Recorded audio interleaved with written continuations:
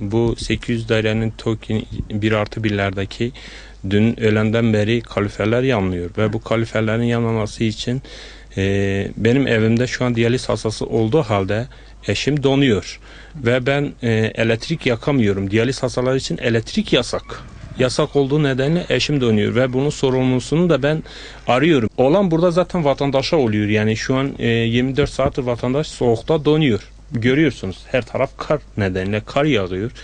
Şubat ayında bu soğukta eksi 20 derecedeki bir vatandaşın bu evde kalması çok büyük bir sorun.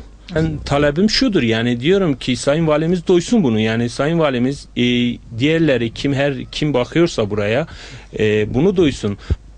Alt gelir bir insanı bu hale getirmenin hiçbir anlamı yoktur. Hiçbir şey açıklayamazsın bu vatandaş için. Yani yazık, günahtır.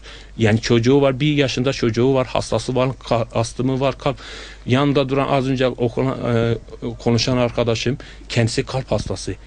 Bu elektrik bunu şey yapamaz ki, kalbini sıkıştırır. Adamı gece yarısı kalp krizinde hastaneye kaldırsan ne olacak?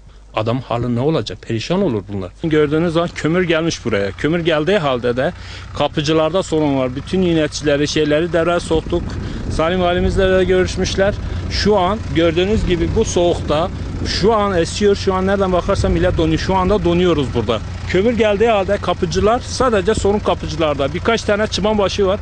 Bu çıbanbaşı devrede çıkarsa, ben burada Sayın Valimize sesleniyorum. Bu çıbanbaşları devrede çıkarsa bütün kapıcı, 18 tane kapıcı var, 2-3 tane ortalığı karıştıran var. Ve bu adamlar devrede çıkarsa muhakkak ki bu vatandaşı sorunu giderilecek. Burada mı oturuyorsunuz? Burada, evet, burada oturuyorum. Buradaki sıkıntıyı bize anlatır mısınız? Vallahi buradaki sıkıntımız işte kaloriferlerimiz dün akşamdan beri yanmıyor. Çoluk çocuğumuz hepsi perişan. Hastalarımız mağdur. Kaloriferlerin yanması lazım. Kalorifercilere biz soruyoruz. Bizim yönetimle sıkıntımız var. Valilikle sıkıntılarımız vardır. Artık sıkıntıları nedirse biz bilmiyoruz, bilemeyiz ki. Bizim sadece bildiğimiz kaloriferlerin yanmamasıdır. Hastalarımız hepsi perişan, hastalarımız var, mağdurlarımız var.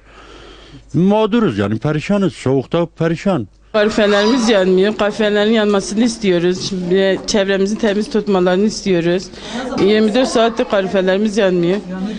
Yani düzenli zaten yakmıyordular önceden. Şimdi bu 24 saatte yakmıyorlar.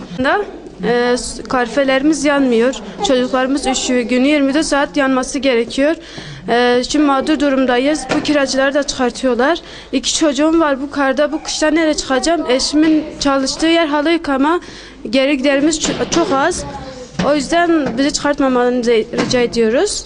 Kalorifer yanmıyor dün biri. Bu soğukta öldü çocuklarımız. Yemin ederim hani bu saatte kadar çocuklarımız yataktaydır. Soğukta çıkmıyoruz. Biz kapıcının gider parasını günü 60 milyon da vermişim. Üşüyor musunuz? Evet. Evet. Abi biraz konuşsa ben kapıya toplayacağım.